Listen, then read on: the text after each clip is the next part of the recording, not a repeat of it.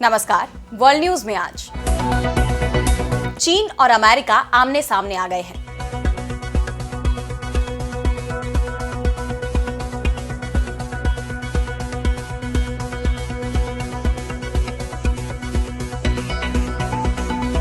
अमेरिकी राष्ट्रपति Donald Trump के रेसिप्रोकल टैरिफ के फैसले को लेकर कई देशों में गुस्सा दिखाई दिया। चीन ने तो अमेरिका के साथ जैसे को तैसा रुख अपना लिया। दोनों देशों के बीच टैरिफ वॉर छिड़ गई और अब चीन ने अमेरिका के साथ व्यापार करने वाले अन्य देशों को भी चेतावनी दे दी है। तो अमेरिका के सहयोगियों को चीन की चेतावनी, इस पर हम करेंगे विस्तार से चर्चा। लेकिन आइए जरा उन खबरों को भी देख लें जिन पर आगे होगी बात। अमेरिका का यमन पर हमले को लेकर वॉर प्लान दूसरी बार लीक। रक्षा मंत्री ने पत्नी और भाई को सिग्नल पर शेयर कर दिया पूरा सीक्रेट डॉक्यूमेंट। इजरायल ने मानी अपनी गलती, 15 मेडिकल कर्मियों की जान जाने को बताया पेशेवर चूक। हमास ने गजा में शुरू किया बड़ा अभियान। श्रीलंका में भगवान बुद्ध के पवित्र दांत की तस्वीर को सोशल मीडिया पर शेयर किए जाने को लेकर मचा बवाल। लोगों में आक्रोश, पुलिस ने शुरू की जांच। और चलते चलते में देखेंगे मंगल ग्रह पर मिली इंसानी खोपड़ी। नासा की खोज ने सबको चौंकाया। इन सभी खबरों पर हम आगे विस्तार से करेंगे बात, लेकिन पहले एक नजर हेडलाइंस पर। वेटिकन सिटी के पोप फ्रांसिस का 88 साल की उम्र में निधन। लंबे वक्त से थे बीमार। ईसाइयों के सबसे बड़े धर्मगुरु थे पोप फ्रांसिस। ईस्टर सीजफायर पर भिड़े रूस और यूक्रेन ने सीजफायर के दौरान रूस की तरफ से लगभग 3000 हमलों का किया दावा। जेलेंस्की ने अपनी सेना को जवाबी कार्रवाई के दिए निर्देश। नेपाल को हिंदू राष्ट्र बनाने की मांग तेज। प्रदर्शनकारियों ने भारी सुरक्षा बलों की मौजूदगी के बावजूद घेरा पीएम आवास। प्रतिबंध के बावजूद किया जोरदार प्रदर्शन। हिंदू नेता की जान लेने की घटना पर हिंदुस्तानी विदेश मंत्रालय के बयान से बौखलाई यूनुस सरकार। कहा अपने नागरिकों में किसी तरह का भेदभाव नहीं करती बांग्लादेश सरकार। तो अमेरिका ने चीन पर 245% का टैरिफ लगाया है और जवाब में चीन की तरफ से भी टैरिफ लगा दिया गया है। उसने अमेरिकी उत्पादों पर 125% का टैरिफ लगाया है। लेकिन ये जंग सिर्फ टैरिफ तक सीमित नहीं है, बल्कि दुश्मनी का ये रिश्ता दुनिया के दूसरे देशों को भी प्रभावित करने लगा है। अमेरिका ने पहले तो दुनिया भर के देशों पर टैरिफ लगाया, फिर वापस भी ले लिया और अब खबर यह आ रही है कि अमेरिका ने सभी देशों से कहा है कि अगर उसको अमेरिका के टैरिफ से बचना है तो चीन से व्यापार बंद करना होगा और अगर यह मुमकिन नहीं है तो इसे सीमित करना होगा, यानी बेहद जरूरी वस्तुओं का आयात ही चीन के साथ करे। लेकिन डोनाल्ड ट्रंप शायद ये भूल रहे हैं कि आज का चीन 5 साल पुराना चीन नहीं है, जब टैरिफ वॉर में चीन का रुख थोड़ा नरम पड़ा था। आज चीन अमेरिका को पूरी ताकत से जवाब दे रहा है। एक तरफ जहां दुनिया भर के देश अमेरिका के सामने झुक गए हैं और टैरिफ से बचने के लिए उसके साथ बातचीत कर रहे हैं, तो वहीं चीन अमेरिका को उसी की भाषा में जवाब दे रहा है और इसका असर भी दिख रहा है। अमेरिका के सुर चीन को लेकर भी नरम पड़े हैं। अमेरिकी राष्ट्रपति डोनाल्ड ट्रंप का कहना है कि अमेरिका और चीन के बीच बातचीत चल रही है और लगता है कि हम चीन के साथ बहुत अच्छा समझौता करने वाले हैं। लेकिन चीन की तरफ से अब तक इस बातचीत की कोई पुष्टि नहीं की गई है। उल्टा बीजिंग ने अमेरिका की नीतियों को एक तरफा और संरक्षणवादी बताया है और चेताया है कि यह दुनिया को जंगल के कानून की ओर धकेल देगा। चीन ने कड़ी चेतावनी देते हुए कहा है कि कोई भी देश अगर अमेरिका के साथ ऐसा व्यापार समझौता करता है जो चीन के हितों के खिलाफ हो, तो वो उसे कभी स्वीकार नहीं करेगा और कड़े जवाबी कदम उठाएगा। चीन के वाणिज्य मंत्रालय ने अमेरिका पर सभी व्यापारिक साझेदारों पर टैरिफ थोपने और प्रतिशोधी शुल्क की बातचीत के नाम पर उन्हें धमकाने का आरोप लगाया। मंत्रालय ने दो टूक कहा कि चीन अपने अधिकारों की रक्षा करने में सक्षम है और इस लड़ाई को अंत तक लड़ेगा। चीन के तेवरों से साफ है कि यह लड़ाई अब सिर्फ अमेरिका और चीन के बीच में ही नहीं होगी, बल्कि इसका असर पूरी दुनिया पर पड़ेगा। दुनिया के कई देशों पर चीन का प्रभाव दिखाई भी दे रहा है। ऐसे में अगर अमेरिका और चीन के बीच शुरू हुई ये आर्थिक जंग आगे बढ़ेगी तो इसका दायरा भी बढ़ेगा, दुनिया पर भी इसका असर दिखाई देगा। लेकिन सबसे ज्यादा असर अमेरिका पर ही पड़ेगा और यह असर दिख भी रहा है। अमेरिका में महंगाई तेजी से बढ़ रही है तो रोजगार का संकट भी पैदा हो रहा है। ट्रंप को सत्ता संभाले अभी 3 महीने ही हुए हैं और उनके खिलाफ पूरे देश में प्रदर्शन भी शुरू हो गए हैं। और अब बढ़ते हैं अगली खबर की तरफ, जहां हम बात करेंगे अमेरिका की। तो अमेरिका का खुफिया प्लान एक बार फिर से लीक हो गया है। ट्रंप के राष्ट्रपति बनने के बाद यह दूसरा मौका है जब अमेरिका की सेना का खुफिया प्लान लीक हुआ हो। जब पहली बार पिछले महीने हुती विद्रोहियों पर अमेरिकी हमले का प्लान चैट पर लीक हुआ था, तब द अटलांटिक पत्रिका के संपादक जेफरी गोल्डबर्ग को गलती से एक सिग्नल ग्रुप चैट में जोड़ा गया था और अब एक बार फिर सिग्नल मैसेजिंग ऐप पर हुतियों पर हमले का अमेरिकी प्लान लीक हो गया है। और इसके आरोप राष्ट्रपति ट्रंप के रक्षा मंत्री पीट हेगसेथ पर लग रहे हैं। यह मामला अत्यंत गंभीर है। हेगसेथ ने यह जानकारी एक निजी सिग्नल ग्रुप में साझा की, जिसमें उनकी पत्नी जेनिफर राउचेट हेगसेथ, भाई फिल हेगसेथ और निजी वकील टिम पाल्टोर सहित करीबी 1 दर्जन लोग शामिल थे। इस ग्रुप का नाम डिफेंस टीम हडल था, जिसे हेगसेथ ने जनवरी 2025 में बनाया था। इस चैट के लिए हेगसेथ सरकारी डिवाइस का नहीं बल्कि अपने निजी फोन का इस्तेमाल कर रहे थे।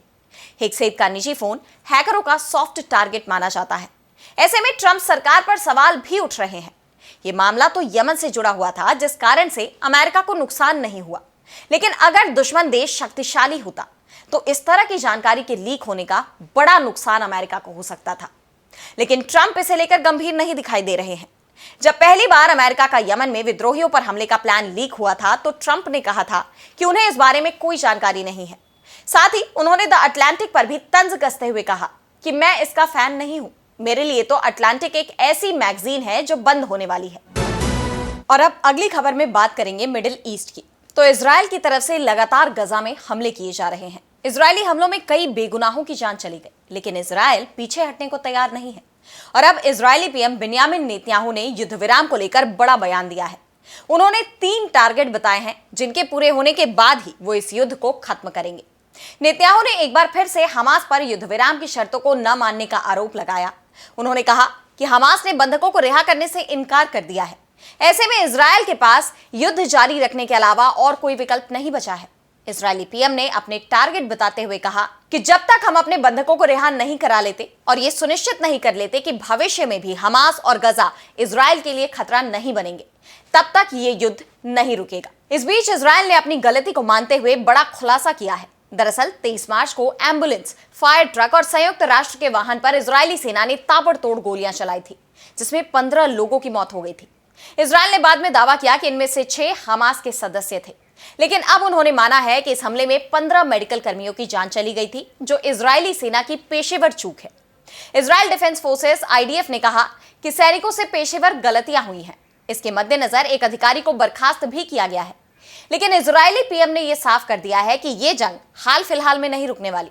ऐसे में हमास ने भी अपनी कमर कस ली है। ये लड़ाई जारी रखने के लिए हमास ने गजा पट्टी में भर्ती अभियान शुरू किया है। हमास के सशस्त्र विंग अल कसम ब्रिगेड में नए लड़ाकों की भर्ती की जा रही है। इजरायली वेबसाइट वायनेट ने बताया कि हमास की सशस्त्र विंग अल कसम ब्रिगेड 30,000 नए लड़ाकों की भर्ती कर रही है। हमास ने संसाधनों की कमी को देखते हुए अपनी युद्ध नीति में भी बदलाव किया है। हमास अब छापामार युद्ध की रणनीति पर ज्यादा ध्यान दे रहा है, जिसके बाद यह तय है कि यह जंग अभी और तेज होने वाली है।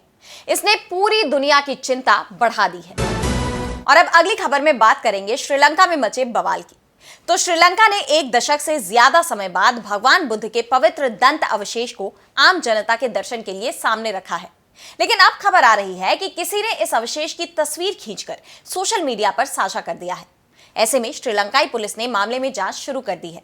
पुलिस ये पता लगाने की कोशिश कर रही है कि बुद्ध के पवित्र दांत के अवशेष की कथित तस्वीर आखिर कैसे खींची गई, क्योंकि कैंडी के मध्य शहर में 16 सालों के अंतराल के बाद 18 अप्रैल से शुरू हुई दुर्लभ प्रदर्शनी के दौरान दंत मंदिर के आंतरिक गर्भगृह में कैमरा या मोबाइल फोन ले जाने की इजाजत नहीं थी। कार्यवाहक पुलिस महानिदेशक प्रियंता वीर सूर्य ने मामले में जानकारी देते हुए कहा कि ये पता लगाने के लिए प्रारंभिक जांच जारी है कि ये तस्वीर कब खींची गई। अगर जरूरत पड़ी तो आपराधिक जांच विभाग की मदद भी ली जाएगी।